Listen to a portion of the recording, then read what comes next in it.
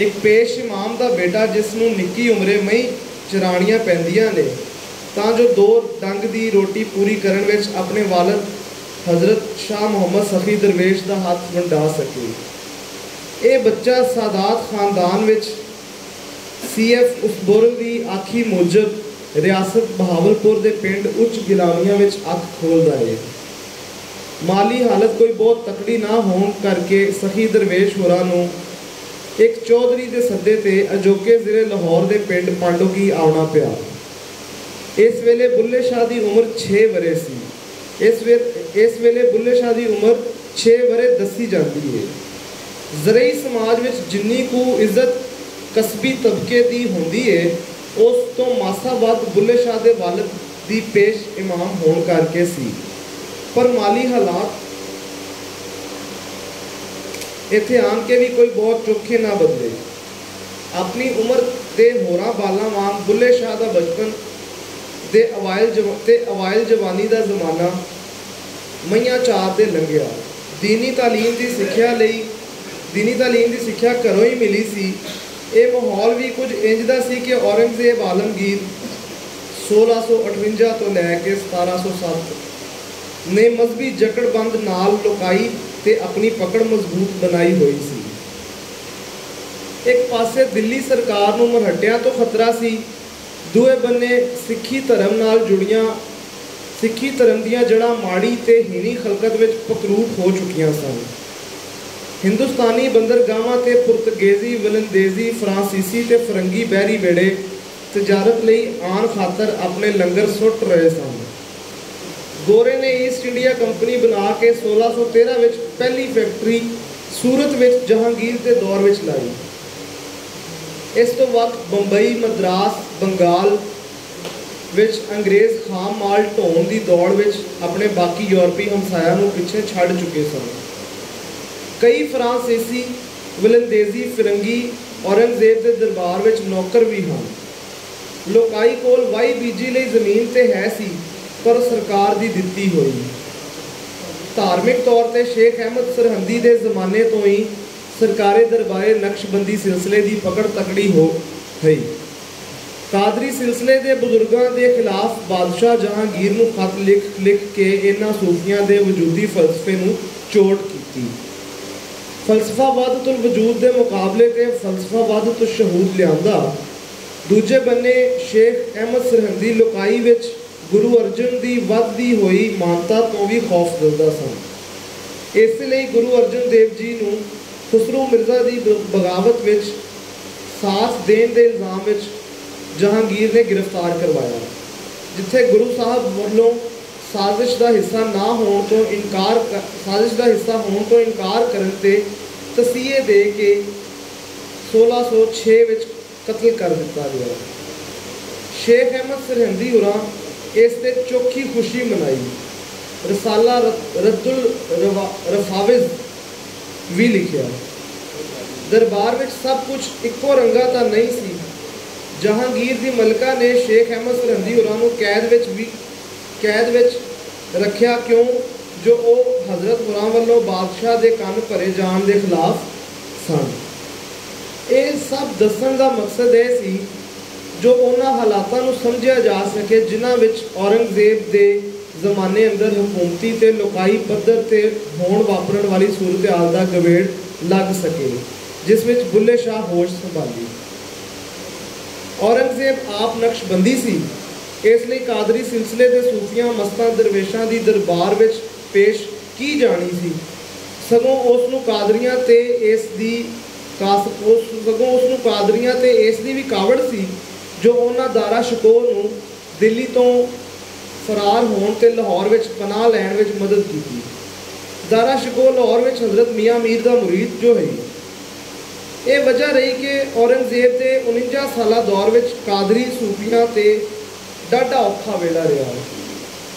एक पासे दारा शिकोह दियां सफीनतुल औलिया, सकीनतुल औलिया, रिसाला हक नुमा, तरीकतुल हकीकत, हसनातुल आरिफीन, अक्सीर आजम दारा शिकोह का दीवान सी।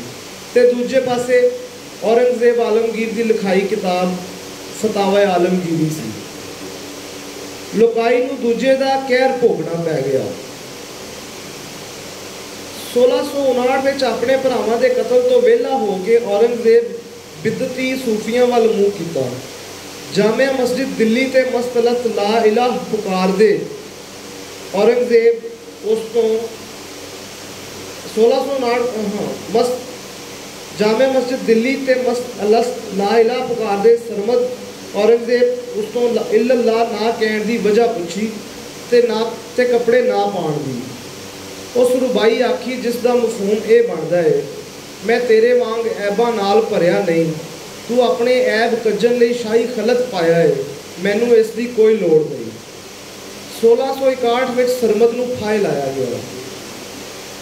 ਡਾਕਟਰ ਮਨਜ਼ੂਰ ਇਜਾਜ਼ ਦੀ ਆਖੀ ਮੁਜਬ ਬੁੱਲੇ ਸ਼ਾਹ ਕਸੂਰ ਤੋਂ ਹਾਫਿਜ਼ ਗੁਲਾਮ ਮੁਰਤਜ਼ਾ ਦੇ ਮਦਰਸੇ ਤੋਂ ਉੱਚ ਕੋਟੀ ਦੀ ਤਾਲੀਮ ਹਾਸਲ ਕੀਤੀ।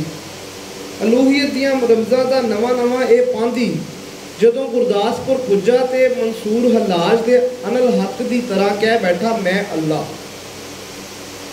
ਲੋਕ ਫੜ ਕੇ ਆਪ ਨੂੰ ਗੁਰਦਾਸਪੁਰ ਦੇ ਦਰਬਾਰ ਫਾਜ਼ਲ ਲੈ ਗਏ। ਸ਼ੇਖ ਫਾਜ਼ਲ ਸਿਆਣੇ ਸਨ। ਉਹਨਾਂ ਬੁੱਲੇ ਸ਼ਾਹ ਨੂੰ ਸਜ਼ਾ ਤੋਂ ਬਚਾਉਣ ਲਈ ਆਖਿਆ, ਇਹ ਨਹੀਂ ਕਹਿੰਦਾ ਕਿ ਮੈਂ ਅੱਲਾ ਵਾਂ, ਇਸ ਨੇ ਆਖਿਆ ਮੈਂ ਅੱਲਾ ਵਾਂ। ਅੱਲਾ ਮਾਣੀ ਕੱਚਾ।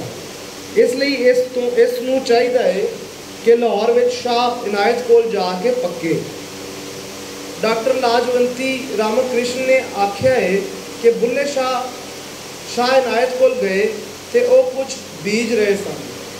ਰੱਬੀ ਭਾਲ ਵਿੱਚ ਤੁਰੇ ਪਾਂਦੀ ਨੇ ਜਦ ਰੱਬ ਬਾਰੇ ਸਵਾਲ ਕੀਤਾ ਤੇ ਮੁਰਸ਼ਦ ਜਵਾਬ ਦਿੱਤਾ, ਰੱਬ ਦਾ ਕੀ ਪਾਉਣਾ, ਇੱਧਰੋਂ ਪੁੱਟਣਾ ਇੱਧਰ ਲਾਉਣਾ।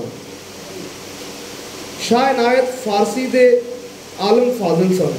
ਉਹਨਾਂ ਨਿਜਾਤ ਦੇ 7 ਰਸਤੇ ਦੱਸੇ ਹਨ, ਜਿਨ੍ਹਾਂ ਵਿੱਚੋਂ ਆਖਰੀ ਪਰਮਹੰਸ ਹੈ। ਸੂਫੀ ਫਲਸਫੇ ਬਾਰੇ ਸ਼ਾਹ ਇਨਾਇਤ ਦਾ ਖਿਆਲ ਸੀ ਕਿ ਇਹ ਸਿਕੰਦਰ ਯੂਨਾਨੀ ਦੇ ਹਮਲੇ ਪਾਰੋਂ ਹਿੰਦੁਸਤਾਨ ਵਿੱਚ ਆਇਆ। ਪਹਿਲੇ ਅਰਬਾਂ ਨੇ ਇਸ ਨੂੰ ਵਰਤਿਆ, ਫਿਰ ਅਰਬਾਂ ਤੋਂ ਹਿੰਦੀ ਸੂਫੀਆਂ ਇਸ ਨੂੰ ਪ੍ਰੈਕਟਿਸ ਕੀਤਾ। ਸ਼ਾਹ ਇਨਾਇਤ ਦੀਆਂ ਲਿਖਤਾਂ ਵਿੱਚ ਸਭ ਤੋਂ ਅਹਿਮ ਦਸਤੂਰੁਲ ਅਮਲ ਹੈ।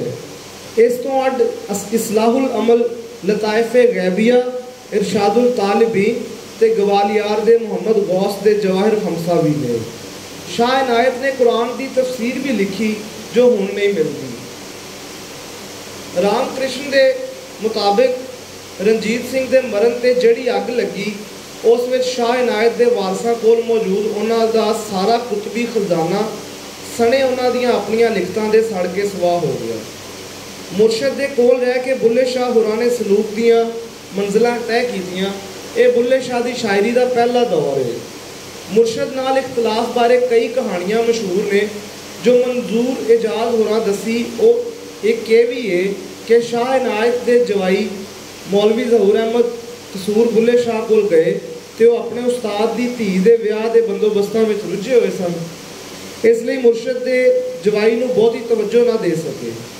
ਮੌਲਵੀ ਜ਼ਹੂਰ ਅਹਿਮਦ ਹੋਰਾਂ ਨੇ ਜਦੋਂ ਇਨਾਇਤ ਹੋਰਾਂ ਨੂੰ ਦੱਸਿਆ ਕਿ ਬੁੱਲੇ ਸ਼ਾਹ ਆਪਣੇ ਆਪ ਨੂੰ ਸਾਡੇ ਤੋਂ ਉੱਚੀ ਜ਼ਾਤ ਦਾ ਸਮਝਦਾ ਹੈ ਤੇ ਸਾਨੂੰ ਘਟੀਆ, ਮੁਰਸ਼ਦ ਇਹਨਾਂ ਗੱਲਾਂ ਤੋਂ ਰਿੰਜ ਹੋ ਗਏ। ਨਾਲ ਹੀ ਡਾਕਟਰ ਮਨਜ਼ੂਰ ਇਜਾਜ਼ ਇਹ ਵੀ ਦੱਸਦੇ ਨੇ, ਨਾਰਾਜ਼ਗੀ ਦੀ ਵਜ੍ਹਾ ਕੋਈ ਇਖਤਲਾਫ ਵੀ ਹੋ ਸਕਦਾ ਹੈ, ਜਿਵੇਂ ਦੋ ਸੂਝਵਾਨਾਂ ਦੇ ਦਰਮਿਆਨ ਅਕਸਰ ਹੋ ਜਾਂਦਾ ਹੈ। ਕਿਉਂਕਿ ਸ਼ਾਹ ਇਨਾਇਤ ਚਾਹੁੰਦੇ ਸਨ ਬੁੱਲੇ ਸ਼ਾਹ ਸਿਆਸੀ ਸਮਾਜੀ ਸੂਰਤ-ਹਾਲ ਨੂੰ ਮੁੱਖ ਰੱਖਦੇ ਹੋਇਆਂ ਦਬੰਗ ਸ਼ਾਇਰੀ ਤੋਂ ਪਰਹੇਜ਼ ਕਰਨ, ਜੋ ਉਹ ਆਪਣੀ ਜਲਾਲੀ ਤਬੀਅਤ ਪਾਰੋਂ ਨਾ ਕਰ ਸਕੇ। ਇਹ ਵੀ ਨਾਰਾਜ਼ਗੀ ਦੀ ਵਜ੍ਹਾ ਦੱਸੀ ਜਾਂਦੀ ਹੈ। ਵਜ੍ਹਾ ਕੁਝ ਵੀ ਹੋਵੇਗੀ, ਸ਼ਾਹ ਇਨਾਇਤ ਨੇ ਬੁੱਲੇ ਹੋਰਾਂ ਨੂੰ ਆਪਣੇ ਤੋਂ ਦੂਰ ਕਰ ਦਿੱਤਾ। ਇਸ ਦੂਰੀ ਨੇ ਮੁਰੀਦ ਦੇ ਦਿਲ ਨੂੰ ਹੋਰ ਬੇਚੈਨ ਕਰ ਦਿੱਤਾ। ਸ਼ਾਹ ਇਨਾਇਤ ਹਕੀਕਤ ਨੂੰ ਤਰੀਕਤ ਦੇ ਪਰਦੇ ਵਿੱਚ ਲੁਕੋ ਕੇ ਰੱਖਣਾ ਚਾਹੁੰਦੇ ਸਨ ਤਾਂ ਕਿ ਉਸ ਅੰਜਾਮ ਤੋਂ ਬਚ ਸਕਣ ਜੋ ਉਸ ਜ਼ਮਾਨੇ ਵਿੱਚ ਹੋਰ ਸੂਫੀਆਂ ਦਾ ਹੋ ਚੁੱਕਿਆ ਸੀ। ਬੁੱਲੇ ਸ਼ਾਹ ਹਾਦੀ ਦੀ ਇਸ ਨਸੀਹਤ ਨੂੰ ਪੂਰੀ ਤਰ੍ਹਾਂ ਫੜ ਸਕੇ ਨਾ ਪੂਰੀ ਤਰ੍ਹਾਂ ਛੱਡ ਸਕੇ। ਨਤੀਜਾ ਤਾਲੁਕਾਤ ਦੀ ਖਰਾਬੀ ਦੀ ਸੂਰਤ ਵਿੱਚ ਨਿਕਲਿਆ। ਫਿਰ ਮੁਰਸ਼ਦ ਨੂੰ ਮਨਾਉਣ ਵਾਸਤੇ ਵੀ ਉਹਨਾਂ ਦੇ ਜਿਹੜੇ ਜਫਰ ਜਾਲੇ, ਉਹਦੇ ਬਾਰੇ ਵੀ ਕਈ ਰਿਵਾਇਤਾਂ ਮਿਲਦੀਆਂ ਨੇ। ਕੁਝ ਲੋਕਾਂ ਦਾ ਆਖਣਾ ਹੈ ਉਹਨਾਂ ਸਾਰੰਗੀ ਤੇ ਨਾਚ ਸਿੱਖਿਆ। ਇਸ ਦੀ ਦਲੀਲ ਵਾਸਤੇ ਕਾਫੀ ਤੇਰੇ ਇਸ਼ਕ ਨਚਾਇਆ ਕਰਕੇ ਥਈਆ ਥਈਆ ਲਿਆਈ ਜਾਂਦੀ ਹੈ, ਜਦਕਿ ਮਨਜ਼ੂਰ ਇਜਾਜ਼ ਇਸ ਕਾਫੀ ਨੂੰ ਫਾਰਸੀ ਸ਼ਾਇਰੀ ਵਿੱਚ ਯਾਰ ਦੇ ਸਾਹਮਣੇ ਨੱਚਣ ਦੀ ਕੰਟੀਨਿਊਟੀ ਦੱਸਦੇ ਨੇ, ਜੋ ਰੂਮੀ ਅਮੀਰ ਖੁਸਰੋ ਤੇ ख्वाजा मोइनुद्दीन चिश्ती अजमेरी दे मुर्शद उस्मान हारूनी दी मशहूर गज़ल दी एक कड़ी जापदी है। वो मशहूर गज़ल ए वे, नमी दानन के आखिर चूं दमे दीदार मी रक्सम, मगर नाजम बई ज़ौके के पेशे यार मी रक्सम, बिया जाना तमाशा कुन के दर अम्बो है जां बाज़ान, बसद सामान रुसवाई सरे बाजार मी रक्सम, तुआ कातिल के अस बहरे तमाशा खून मन रेजी, मन आ बिस्मिल के जेरे खंजरे खुखार मी रक्सम। इस दा तर्जुमा डॉक्टर साहब इंज करते ने, नहीं जाना कि क्यों खातिर तेरे दीदार मैं नच्चा, बड़ा ईमान है जो अगे अपने यार मैं नच्चा। बहरहाल बुल्ले शाह ने मुर्शद नूं नच के मनाया या नहीं, इस ते तज़किरा निगारा वालों वधा चढ़ा के गल्लां कीतियां गईयां ने, इसलिए पक्की पीढ़ी गल करना औखा है।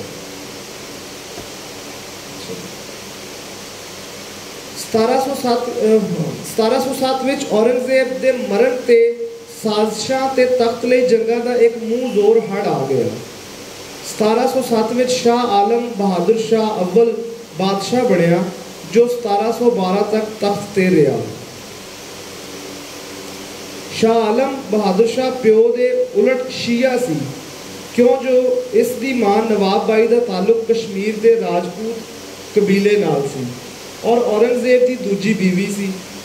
शाह आलम दे मरण मगरों 1712 ਵਿੱਚ ਉਹਦੇ 4 ਪੁੱਤਰਾਂ ਵਿਚਕਾਰ ਤਖਤ ਵਾਸਤੇ ਜੰਗਾਂ ਹੋਈਆਂ ਤੇ ਜਹਾਂਦਾਰ ਸ਼ਾਹ ਫਾਤਿਹ ਹੋ ਕੇ ਤਖਤ ਤੇ ਬੈਠਾ।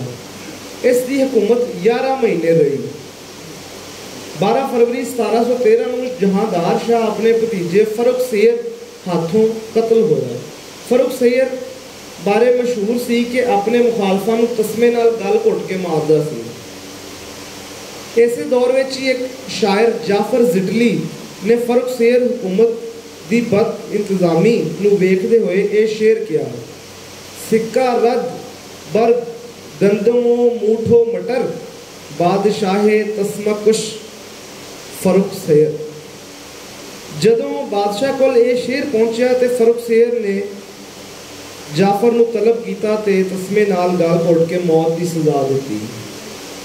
1719 ਵਿੱਚ ਫਰੁਖ ਸੈਯਦ ਦੇ ਬਾਅਦ ਰਫੀਉਦ ਦਰਜਾਤ 4 ਮਹੀਨੇ ਲਈ ਤੇ ਸ਼ਾਹਜਹਾਂ ਸਾਨੀ 2 ਮਹੀਨੇ ਲਈ ਬਾਦਸ਼ਾਹ ਬਣਿਆ। 1719 ਵਿੱਚ ਹੀ ਮੁਹੰਮਦ ਸ਼ਾਹ ਤਖਤ ਤੇ ਬੈਠਾ, ਜਿਸ ਦੇ ਬਾਰੇ ਮਸ਼ਹੂਰ ਸੀ ਕਿ ਸਵਾਨੀਆਂ ਦੇ ਪਿਸਤਾਨ ਫੜ ਕੇ ਪੌੜੀਆਂ ਚੜ੍ਹਦਾ ਸੀ। ਸੱਚ ਹੈ ਜਾਂ ਝੂਠ, ਮੌਰਖ ਇਸ ਬਾਬਤ ਵੀ ਕਈ ਹਿੱਸਿਆਂ ਵਿੱਚ ਵੰਡੀਚੇ ਨੇ। ਖਲਕਤ ਨੂੰ ਤਖਤ ਨਸ਼ੀਨੀ ਲਈ ਜੰਗਾਂ ਤੋਂ ਸਾਹ ਮਿਲਿਆ, ਪਰ ਕਮਜ਼ੋਰ ਦਿੱਲੀ ਹਕੂਮਤ ਦਾ ਫਾਇਦਾ ਚੁੱਕਦੇ ਹੋਏ ਦੁਆਬੇ ਵਿੱਚ ਸਿੱਖਾਂ ਦੀਆਂ ਕਈ ਮਿਸਲਾਂ ਆਪਣੇ ਆਪ ਨੂੰ ਤਗੜਾ ਕਰ ਲਿਆ। ਉਹਨਾਂ ਲਗਾਨ ਦੇਣ ਤੋਂ ਮਨਾ ਕਰ ਦਿੱਤਾ। ਬਾਜ਼ਿਆਂ ਨੇ ਆਪ ਜੱਥੇ ਬਣਾ ਕੇ ਲਗਾਨ ਉਗਰਾਉਣਾ ਸ਼ੁਰੂ ਕਰ ਦਿੱਤਾ। 1712 ਤੋਂ 1719 ਤਾਈਂ ਮਰਹੱਟੇ ਵੀ ਅੰਦਰ ਖਾਤੇ ਮੁਗਲ ਬਾਦਸ਼ਾਹ ਨੂੰ ਕਠਪੁਤਲੀ ਬਣਾ ਕੇ ਮਨਮਰਜ਼ੀ ਦੇ ਫੈਸਲੇ ਕਰਵਾਉਂਦੇ ਰਹੇ। ਮੁਹੰਮਦ ਸ਼ਾਹ ਦਾ ਜ਼ਮਾਨਾ 1719 ਤੋਂ 1748 ਬੁੱਲੇ ਸ਼ਾਹ ਦੀ ਸ਼ਾਇਰੀ ਤੇ ਸਿਖਰ ਦਾ ਦੌਰ ਸੀ। ਲਾਹੌਰ ਵਿੱਚ ਦਿੱਲੀ ਸਰਕਾਰ ਦੇ ਗਵਰਨਰ ਨੂੰ ਦੂਰੀਆਂ ਤੀਰੀਆਂ ਬਗਾਵਤਾਂ ਦਾ ਸਾਹਮਣਾ ਸੀ। 1721 ਵਿੱਚ ਲਾਹੌਰ ਦੇ ਗਵਰਨਰ ਅਬਦੁਲ ਸਮਦ ਖਾਨ ਨੇ ਕਸੂਰ ਦੇ ਪਠਾਨ ਹੁਕਮਰਾਨ ਹੁਸੈਨ ਖਾਨ ਖੇਸ਼ਗੀ ਦੀ ਬਗਾਵਤ ਨੂੰ ਕੁਚਲਿਆ। ਹੁਸੈਨ ਖਾਨ ਸ਼ੁਰੂ ਵਿੱਚ ਕੁਝ ਜੰਗਾਂ ਜਿੱਤਿਆ, ਪਰ ਅਖੀਰ ਅਫਗਾਨ ਪਠਾਨਾਂ ਦੇ ਤਾਜ਼ਾ ਦਮ ਦਸਤੇ ਪਹੁੰਚੇ ਤੇ ਉਸ ਨੂੰ ਅਖੀਰੀ ਜੰਗ ਵਿੱਚ ਹਾਰ ਦਾ ਮੂੰਹ ਵੇਖਣਾ ਪਿਆ। ਇਸੇ ਅਬਦੁਲ ਸਮਦ ਖਾਨ ਨੇ 1715 ਵਿੱਚ ਬੰਦਾ ਸਿੰਘ ਬਹਾਦਰ ਤੇ ਉਹਦੇ ਸਾਥੀਆਂ ਨੂੰ ਨਿੰਗਲ ਪਿੰਡ ਵਿੱਚ ਦਵੰਨੀ ਚੰਦ ਦੀ ਹਵੇਲੀ ਵਿੱਚ ਘੇਰਾ ਪਾ ਕੇ 2000 ਤੋਂ ਵੱਧ ਸਿੱਖਾਂ ਨੂੰ ਕਤਲ ਕੀਤਾ। ਇਸ ਮੁਹਿੰਮ ਵਿੱਚ ਇਸ ਦੇ ਪੁੱਤਰ ਜ਼ਕਰੀਆ ਖਾਨ ਨੇ ਜੰਮੂ ਤੋਂ ਇਸ ਦੀ ਮਦਦ ਕੀਤੀ। ਜ਼ਕਰੀਆ ਖਾਨ ਆਪਣੇ ਪਿਓ ਦੇ ਬਾਅਦ 1726 ਵਿੱਚ ਲਾਹੌਰ ਦਾ ਗਵਰਨਰ ਬਣਿਆ। ਇਸ ਪੂਰੇ ਦੌਰ ਵਿੱਚ ਸਿੱਖਾਂ ਦੀ ਚੜ੍ਹਤ ਰਹੀ। 1738 ਵਿੱਚ ਦਿੱਲੀ ਸਰਕਾਰ ਨੂੰ ਆਪਣੇ ਵੱਲੋਂ ਬੇਧਿਆਨਾ ਵੇਖ ਤੇ ਆਪਣੀ ਨਲਾਇਕੀ ਪਾਰੋਂ ਨਾਦਰ ਸ਼ਾਹੀ ਹਮਲਿਆਂ ਲਈ ਲਾਹੌਰ ਨੂੰ ਖੁੱਲ੍ਹਾ ਛੱਡ ਦਿੱਤਾ ਗਿਆ। ਨਾਦਰ ਸ਼ਾਹ ਨੇ ਲਾਹੌਰ ਵਿੱਚ ਕਤਲੇਆਮ ਨਾ ਕਰਨ ਦਾ ਉਸ ਜ਼ਮਾਨੇ ਵਿੱਚ 30 ਕਰੋੜ ਰੁਪਈਆ ਲਿਆ ਸੀ। ਦੂਜੀ ਵਾਰੀ ਤੇ ਜਦੋਂ ਨਾਦਰ ਸ਼ਾਹ ਲਾਹੌਰ ਤੇ ਹਮਲੇ ਲਈ ਆਇਆ, ਉਸ ਕਸੂਰ ਤੋਂ ਆਉਣ ਦੀ ਬਜਾਏ ਦੂਜੀ ਵਾਰੀ ਤੇ ਜਦੋਂ ਨਾਦਰ ਸ਼ਾਹ ਲਾਹੌਰ ਤੇ ਹਮਲੇ ਲਈ ਆਇਆ, ਉਸ ਕਸੂਰ ਤੋਂ ਆਉਣ ਦੀ ਬਜਾਏ ਦੂਜਾ ਰਾਹ ਫੜਿਆ, ਕਿਉਂਕਿ ਲੋਕ ਸ਼ਹਿਜ਼ਾਦਿਆਂ ਦੀਆਂ ਜੰਗਾਂ ਤੇ ਬਾਦਸ਼ਾਹੀ ਤੇ ਨਾਦਰਸ਼ਾਹੀ ਹੱਲਿਆਂ ਵਿੱਚ ਆਪਣਾ ਸਭ ਕੁਝ ਲੁਟਾ ਚੁੱਕੇ ਸਨ। ਨਾਦਰ ਸ਼ਾਹ ਦੀ ਫੌਜ ਨੂੰ ਕਸੂਰ ਤੋਂ ਕੀ ਲੱਭਣਾ ਸੀ? ਇਹਨਾਂ ਹੱਲਿਆਂ ਤੇ ਜੰਗਾਂ ਲੋਕਾਈ ਦਾ ਲੱਕ ਤੋੜ ਛੱਡਿਆ। ਬੁੱਲੇ ਸ਼ਾਹ ਜ਼ਾਹਿਰ ਹੈ ਕਿ ਇੱਕ ਕੌਨਸ਼ੀਅਸ ਮਾਈਂਡਡ ਸ਼ਾਇਰ ਦੇ ਤੌਰ ਤੇ ਇਹ ਸਾਰਾ ਕੁਝ ਵੇਖ ਰਿਹਾ ਸੀ। 1746 ਵਿੱਚ ਜ਼ਕਰੀਆ ਖਾਨ ਦੇ ਪੁੱਤਰ ਯਾਹਿਆ ਖਾਨ ਨੇ ਸ਼ਹੀਦ ਗੰਜ ਵਿੱਚ 7000 ਮਰਦ ਤੇ 3000 ਸਿੱਖ ਔਰਤਾਂ ਬੱਚਿਆਂ ਦਾ ਕਤਲਾਮ ਕਰਵਾਇਆ। ਇਸ ਨੂੰ ਛੋਟਾ ਘਾਲੂਕਾਰਾ ਜਾਂ ਮਿਨੀ ਹੋਲੋਕਾਸਟ ਆਖਿਆ ਜਾਂਦਾ ਹੈ। ਇਸ ਕਤਲਾਮ ਨੇ ਸਿੱਖ ਜਥਾਬੰਦੀ ਲਈ ਹੋਰ ਜਜ਼ਬਾਤੀ ਤਾਕਤ ਅਪਣਾਈ। 1747 ਵਿੱਚ ਯਾਹਿਆ ਖਾਨ, ਜੋ ਲਾਹੌਰ ਦਾ ਗਵਰਨਰ ਸੀ, ਦਿੱਲੀ ਸਰਕਾਰ ਦੀ ਨਜ਼ਰ ਵਿੱਚ ਆਪਣਾ ਮੁੱਲ ਘਟਦੇ ਵੇਖਿਆ ਤੇ ਅਫਗਾਨਿਸਤਾਨ ਤੋਂ ਅਹਿਮਦ ਸ਼ਾਹ ਅਬਦਾਲੀ ਨੂੰ ਹਮਲੇ ਲਈ ਦਾਵਤ ਦੇ ਦਿੱਤੀ। ਪਰ ਹਮਲੇ ਵੇਲੇ ਲਾਹੌਰ ਨੂੰ ਅਹਿਮਦ ਸ਼ਾਹ ਦੁਰਾਨੀ ਦੇ ਹਵਾਲੇ ਕਰਕੇ ਆਪ ਜਾਨ ਬਚਾਉਣ ਲਈ ਦਿੱਲੀ ਵੱਲ ਨੱਸ ਗਿਆ। 1748 ਵਿੱਚ ਮੀਰ ਮੁੰਨੂ ਲਾਹੌਰ ਦਾ ਗਵਰਨਰ ਜਾਂ ਹਾਕਮ ਹੋਇਆ। ਆਪਣੇ ਪਿਛਲੇ ਹੁਕਮਰਾਨਾਂ ਵਾਂਗ ਸਿੱਖ ਜਥਿਆਂ ਇਸ ਨੂੰ ਵੀ ਕੜੀ ਟੱਕਰ ਦਿੱਤੀ। ਇਹ ਜ਼ੁਲਮ ਕਰਨ ਵਿੱਚ ਵੀ ਯਾਹਿਆ ਖਾਨ, ਜ਼ਕਰੀਆ ਖਾਨ ਤੇ ਅਬਦੁਲ ਸਮਦ ਖਾਨ ਤੋਂ ਘੱਟ ਨਹੀਂ ਸੀ। ਸਿੱਖਾਂ ਵਿੱਚ ਇਸ ਦੇ ਬਾਰੇ ਮਸ਼ਹੂਰ ਸੀ, ਮੀਰ ਮੁੰਨੂ ਸਾਡੀ ਦਾਤਰੀ, ਅਸੀਂ ਇਸ ਦੇ ਸੋਏ, ਉਹ ਜਿਉਂ-ਜਿਉਂ ਸਾਨੂੰ ਕੱਪਦਾ ਅਸੀਂ ਦੂਣੇ ਤੀਨੇ ਹੋਏ। ਬੁੱਲੇ ਸ਼ਾਹ ਆਪਣੀ ਵਫਾਤ ਤੱਕ ਅਹਿਮਦ ਸ਼ਾਹ ਅਬਦਾਲੀ ਦੀ ਲੁੱਟਮਾਰ ਵਾਲੇ 3 ਹਮਲੇ ਵੇਖੇ। ਪਹਿਲਾ 1747, ਦੂਜਾ 1748 ਤੇ ਤੀਜਾ 1752। ਮੀਰ ਮੁੰਨੂ ਸਿੱਖ ਬਗਾਵਤ ਵਿੱਚ ਮਾਰਿਆ ਗਿਆ। ਅਫਗਾਨੀਆਂ ਖਿਲਾਫ ਲੜਾਈ ਵਿੱਚ ਸ਼ਾਹ ਨਵਾਜ਼ ਪੈਰ ਪਿਛਾਂ ਕਰ ਲਿਆ ਤੇ ਲਾਹੌਰ ਨੂੰ ਫਿਰ ਹਾਰ ਮਿਲੀ। 1758 ਉਸਬੁਰਨ ਬੁੱਲੇ ਸ਼ਾਹ ਦੀ ਵਫਾਤ ਦੀ ਮਿੱਥੀ ਤਾਰੀਖ ਮੁਤਾਬਕ ਲਾਹੌਰ 1758 ਤੱਕ ਬੁੱਲੇ ਸ਼ਾਹ ਦੀ ਉਸਬੁਰਨ ਦੇ ਮੁਤਾਬਕ ਬੁੱਲੇ ਸ਼ਾਹ ਦੀ ਮਿੱਥੀ ਵਫਾਤ ਦੀ ਤਾਰੀਖ ਮੁਤਾਬਕ ਲਾਹੌਰ ਲੁਟੀਂਦਾ ਪੁਟੀਂਦਾ ਰਿਹਾ। ਹੁਣ ਇਸ ਪਸ ਮੰਜ਼ਰ ਵਿੱਚ ਬੁੱਲੇ ਸ਼ਾਹ ਦੀਆਂ 2 ਕਾਫੀਆਂ ਨੂੰ ਸਮਝਣ ਦੀ ਕੋਸ਼ਿਸ਼ ਕਰਦੇ ਹਾਂ। ਸਾਨੂੰ ਆ ਮਿਲ ਯਾਰ ਪਿਆਰਿਆ, ਤੇਰੇ ਦੁੱਖਾਂ ਨੇ ਸਾਨੂੰ ਮਾਰਿਆ, ਦੂਰ ਦੂਰ ਅਸਾਥੋਂ ਗਇਓ, ਅਸਲਾ ਤੇ ਆ ਕੇ ਬਹਿ ਰਿਓ, ਕਿਉਂ ਕਸਰ ਕਸੂਰ ਵਸਾਰਿਆ, ਸਾਨੂੰ ਆ ਮਿਲ ਯਾਰ ਪਿਆਰਿਆ। ਇਸ ਬੰਦ ਵਿੱਚ ਸ਼ਾਹ ਇਨਾਇਤ ਦੇ ਕਸੂਰ ਬਦਰ ਹੋਣ ਦਾ ਜ਼ਿਕਰ ਹੈ ਕਿ ਉਹ ਆਸਲ ਪਿੰਡ ਦੀ ਹੱਦ ਨਹੀਂ ਟੱਪ ਸਕਦੇ ਸਨ। ਕਸੂਰ ਦੇ ਪਠਾਨ ਹੁਕਮਰਾਨਾਂ ਵੱਲੋਂ ਇਸ ਦੇਸ ਨਿਕਾਲੇ ਦੀ ਵਜ੍ਹਾ ਉਹ ਹੀ ਕੱਟਰ ਮਜ਼ਹਬੀ ਸੋਚ ਹੋ ਸਕਦੀ ਹੈ, ਕਿਉਂ ਜੋ ਉਹ ਆਪ ਮੁਤਸ਼ੱਦਦ ਮਜ਼ਹਬੀ ਸੋਚ ਦੇ ਮਾਲਕ ਸਨ।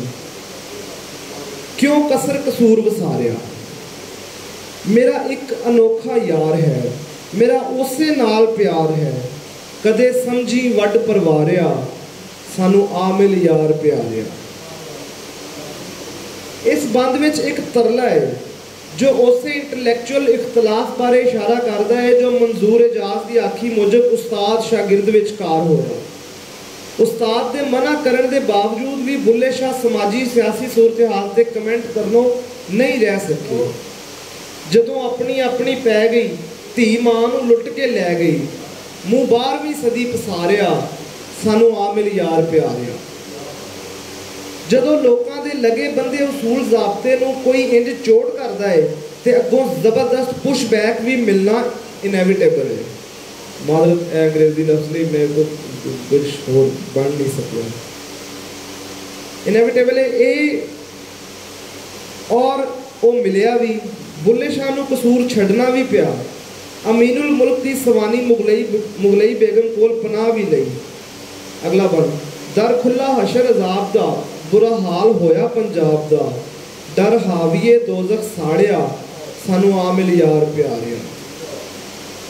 18ਵੀਂ ਸਦੀ ਈਸਵੀ ਦੇ ਪੰਜਾਬ ਦੀ ਸਿਆਸੀ ਸਮਾਜੀ ਸੂਰਤ-ਏ-ਹਾਲ ਤੇ ਇਸ ਤੋਂ ਠੁਕਵਾਂ ਕਮੈਂਟ शायरी विच बुल्ले शाह तो वक्त होर किसे कोल नहीं। बुल्ला शौह मेरे घर आवसी, मेरी बल दी भा बुझाव सी, इनायत दम दम नाल चितारिया, सानू आ मिल यार प्यारिया। बल दी भा बुझाउण तो एक चीज़ सही हुंदी है कि बुल्ले शाह एक बेचैन रूह है ते शुरू तो ही सी। आल दुआले होंदी इन्नी उथल पुथल ते दुखां नाल पीड़ी होई लुकाई दे दुख ते उत्तों मुरशद दी नाराज़ी ने बलदी ते तेल दा काम कीता। ऐसी बेचैन रूह विच मुरशद, ऐसी बेचैनी विच मुरशद दा कोल ना होना, मुरशद दा कोल होना होर भी जरूरी हो जाता सी। आओ अगली काफ़ी वेखने आ कि इस हेठली उतली विचों बुल्ले शाह की कुछ कढ़ के सामने लिया। उल्टे होर जमाने आए, कां लगड़ तो मारन लगे, चिड़ियां जुर्रे टाए, उल्टे होर जमाने आए।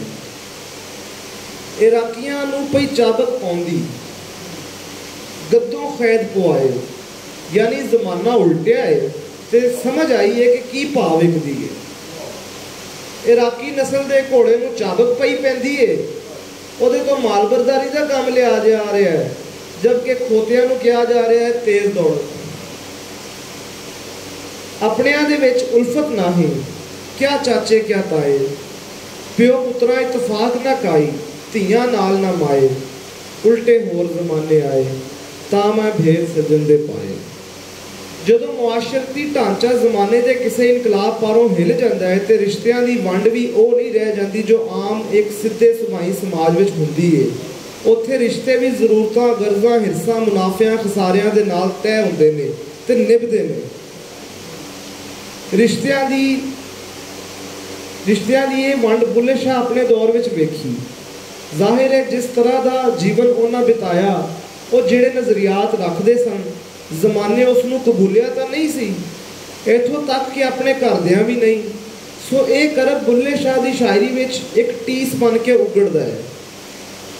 ਸੱਚਿਆਂ ਨੂੰ ਪਏ ਮਿਲਦੇ ਧੱਕੇ, ਝੂਠੇ ਕੋਲ ਬਹਾਏ, ਉਲਟੇ ਹੋਰ ਜ਼ਮਾਨੇ ਆਏ।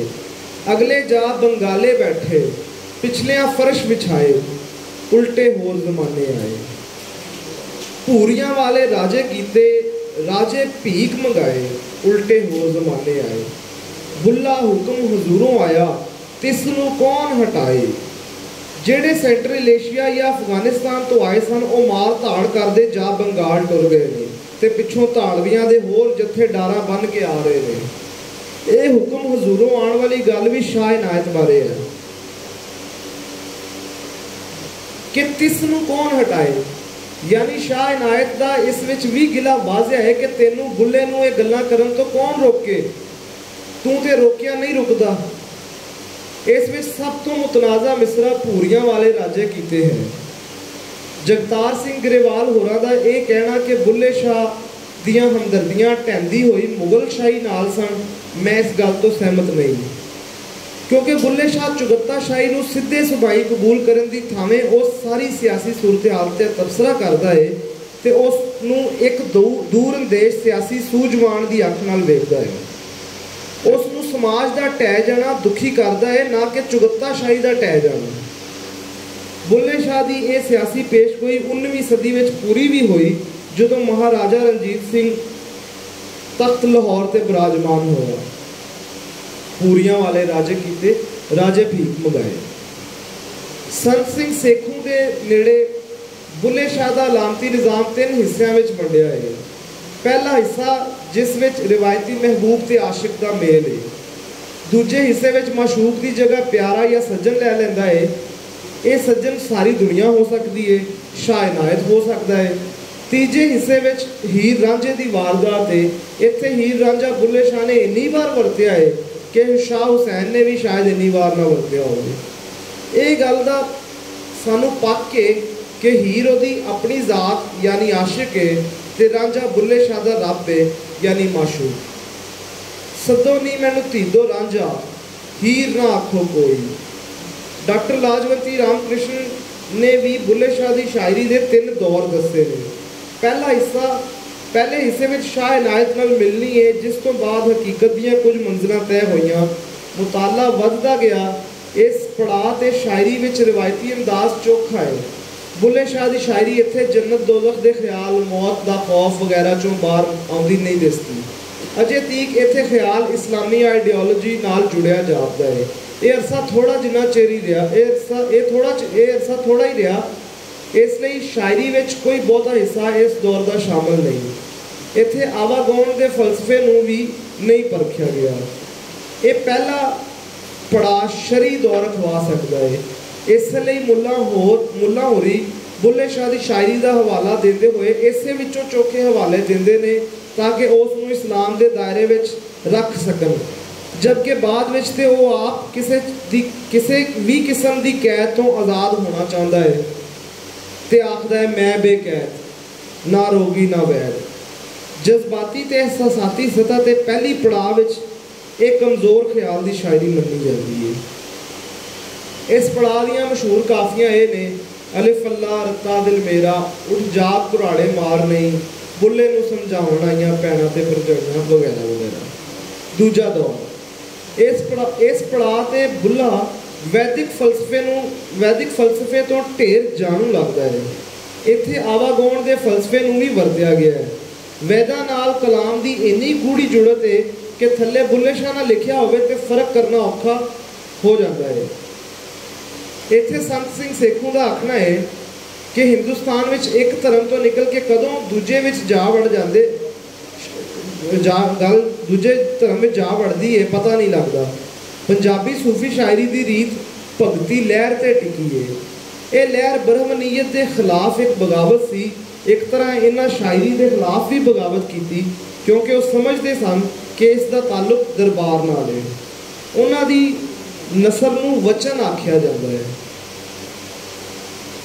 बुल्ले शाह की शायरी की खूबी भी यही है कि आम बोलचाल की जुबान में सीधी जही पर गुज्जी पीचवी ठुकवी ते ढुकवी गल होंदी है।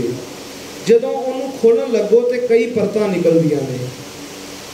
इस तरह ही भगती लहर में तमिल, तेलुगु ते कन्नाडा जुबानां में जिहड़ी शायरी 12वीं सदी ईस्वी में हुई, बुल्ले शाह की शायरी उस दे कोल है।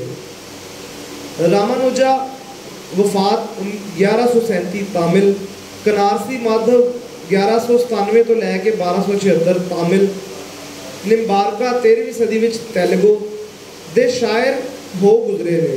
इन्हां सब का ताल्लुक भगती लहर नाल सी। इसी तरह बाबा फरीद 1173 तो लैके 1265 के जमाने में नामदेव 1270 तो लैके 1350 ते तुकाराम 1598 तो लैके 1650 ने महाराष्ट्री विच इसे तर्ज से शायरी की थी। बंगाल विच चंदीदास 13वीं सदी की शायरी बुल्ले शाह नाल मिलती है। इस विच खड़ी बोली का भी बहुत वड्डा हाथ है। भगत कबीर 1440 तो लैके 1518 खड़ी बोली ते भगती लहर का अहम शायर है, जबकि तुलसीदास 1532 तो लैके 1623 ने ते भगती तहरीक विचों अलूहियत का अंसर कढ़ के इसनूं मुकम्मल सैकुलर शायरी बना दिता। इसी तरह मीराबाई 1503 तो लैके 1573 दी औरत के वसफ वाली शायरी मुकम्मल तौर पर गैर मजहबी है। वचन जिसके पीछे गल हो चुकी है, फ्री वर्स खुली नज़म वांग आम बोलचाल की गल होती है जो रोज़मर्रा के मुहावरे नाल जुड़ी होती है। फिल्म की बगैर कोई बहुता सोचे समझे शायरी का यह अंग बुल्ले शाह की शायरी में भी मिलता है। दूजे पासे शौरी तौर पर कई धर्मां दीयां इस्तलाहां बेतड़क होके वरत जाते हैं। मसलन होली खेलूंगी कहकर बिस्मिल्लाह। तीजा दौर, इस दौर में वो किसी भी सूफी या विष्णु भगत नाल नहीं मेल खाता। इत्थे इंज लगता है बुल्ले शाह ने रब नूं पा लिया है तो सब धर्मां मजहबां तो आज़ाद हो जाता है। असी कह सकते हैं कि रब की पछाण इस तरह किसी होर सूफी नूं नहीं हुई। सरमद ते बुल्ले विच फर्क भी यही सी कि सरमद ने हक जुजवी या वक्ती या लम्हाती वेख्या, जबकि बुल्ले ने हक पाया तो उसनूं हंडाया भी। उस दे रब पा लैण पिछे जात पात धर्म मजहब रंग नस्ल तो उपर उठ जाना सी। इसलिए तो वो आखदा है ਕਿਤੇ ਰਾਮਦਾਸ ਕਿਤੇ ਫਤਿਹ ਮੁਹੰਮਦ ਇਹ ਉਹ ਕਦੀਮੀ ਸ਼ੋਰ ਨਿਪਟ ਗਿਆ ਦੋਵਾਂ ਦਾ ਝਗੜਾ ਵਿੱਚੋਂ ਨਿਕਲ ਪਿਆ ਕੋਈ ਹੋਰ। ਰਾਮਾਕ੍ਰਿਸ਼ਨ ਨੇ ਬੁੱਲੇ ਸ਼ਾਹ ਨੂੰ ਇੱਕ ਵੱਖਰੀ ਕਿਸਮ ਦਾ ਪੈਂਥੀਸਟ ਆਖਿਆ ਹੈ ਕਿਉਂਕਿ ਉਸਨੇ ਰੱਬ ਨੂੰ ਸ਼ਾਮ ਕਹਨ ਕ੍ਰਿਸ਼ਨ ਅੱਲਾ ਰੱਬ ਸਭ ਕੁਝ ਆਖਿਆ ਹੈ। ਡੈਨਿਸ ਮਾਟਰਿੰਜ ਨੇ ਤੇ ਉਸ ਦੇ ਰਾਂਝੇ ਤੇ ਕ੍ਰਿਸ਼ਨ ਵਿੱਚ ਮੁਸ਼ਾਬਤ ਲੱਭ ਲਿਆਂਦੀ ਹੈ ਕਿਉਂਕਿ ਦੋਵੇਂ ਵੰਜਲੀ ਵਜਾਉਂਦੇ ਨੇ। ਮਾਟਰਿੰਜ ਗੋਪੀਆਂ ਤੇ ਹੀਰ ਦੀਆਂ ਸਹੇਲੀਆਂ ਨੂੰ ਇੱਕ ਅੱਖ ਨਾਲ ਵੇਖਿਆ ਹੈ। ਜਿਵੇਂ ਰਾਧਾ ਸ਼ਾਮ ਨੂੰ ਚਿੱਠੀਆਂ ਲਿਖਦੀ ਹੈ ਇਵੇਂ ਬੁੱਲੇ ਸ਼ਾਹ ਲਿਖਦਾ ਹੈ ਪੱਤੀਆਂ ਲਿਖੂੰ ਸ਼ਾਮ ਸੋ। ਨਜਮ ਹੁਸੈਨ ਸੈयद ਹੋਰਾਂ ਆਪਣੇ ਮਜ਼ਮੂਨ ਆਰਟਿਸਟ ਵਿਜ਼ਨ ਆਫ ਹਿਸਟਰੀ ਵਿੱਚ ਉਹਦੇ ਕਲਾਮ ਦੀਆਂ ਗੁੱਝੀਆਂ ਰਮਜ਼ਾਂ ਖੋਲ੍ਹਣ ਦੀ ਕੋਸ਼ਿਸ਼ ਕੀਤੀ ਹੈ ਪਰ ਇਹ ਅਸਲੋਂ ਨਾਕਾਫੀ ਹੈ। ਬੁੱਲੇ ਸ਼ਾਹ ਜਿੱਥੇ ਆਦਮ ਹਵਾ ਈਸਾ ਨੂਹ ਮੂਸਾ ਇਸਮਾਈਲ ਯੂਸਫ ਜ਼ੁਲੈਖਾ ਯੂਨਸ ਸੁਲੇਮਾਨ ਇਬਰਾਹੀਮ ਮਨਸੂਰ ਜ਼ਕਰੀਆ ਸ਼ਾਹ ਸ਼ਰਫ इल्म लदुन्नी कुरानी आयतां लैला मजनू नमरूद कारून हारून हीर रांझा मिर्जा साहिबा ससी पन्नू हुसैन ते यजीद का हवाला देंदा है उत्थे ही वो लंका कुंभकर्ण दशहरा लक्ष्मण ज्ञान ध्यान उल्टी गंगा साध गुर का सेवक अमृत मंडल सतगुर अनहद शब्द पद नाम पांडव केरू धाना हरनाक्ष रावण सीता हनुमान कंस बिद्र आवागौन नाम त्याओ गोयल भाणा जजमान पितृ ब्राह्मण पुत्र ब्राह्मण चंदी माता तुलसी माता सिलग्राम घर में गंगा संत अमृत फल विभागी गोरख जटाधारी ते मुन्नी वर्गे अखर वर्त के पंजाब ते हिंदुस्तान की कल्चरल डाइवर्सिटी का नुमाइंदा शायर रखवाता है। वो वादत लई मोमन ते काफर में फर्क नहीं करता। हक की खातर लड़न वाले लिए जरूरी नहीं होंदा हिंदू होए या मुसलमान। इसलिए तो वो कहता है कहो तेग बहादुर गाजी है। गुरु तेग बहादुर जिसनों 1675 में मुस्लिम बादशाह औरंगजेब ने कत्ल करवाया उसनों गाजी आखदा है। JS ग्रेवाल सही आख्या है Bulle Shah does not identify himself with Muslim or any other ruler. Bulle Shah का जोगी मुहब्बत नाल जुड़िया है क्योंकि खुद बुल्ले शाह का मसला लोक मोह ते मुहब्बत है। वो टुर पैंदा है मीर तकी मीर ने ते इन्ना ही कहता है ना कि मीर के दीनों मजहब की क्या पूछते हो उनने तो कशका खींचा दैर में बैठा कब का तरक इस्लाम किया। जब के बुल्ले शाह ने ते ये तक कह छड़िया है नी मैं जाना जोगी दे नाल कन्नी मुंदरा पा के मत्थे तिलक लगा के। बुल्ले शाह ने जो रब पाया वो रांझा है जोगी है शाम है शौ है अल्लाह है रब है प्यारा है सज्जन है कृष्ण कन्हैया कहान सब कुछ है। इसलिए तो वो कहता है हिंदू नहीं ना मुसलमान बइये तरिंजन तज अभिमान बुल्ले शाह जो हर चित लागे तुर्क और हिंदू दो जन त्यागे। बहुत शुक्रिया।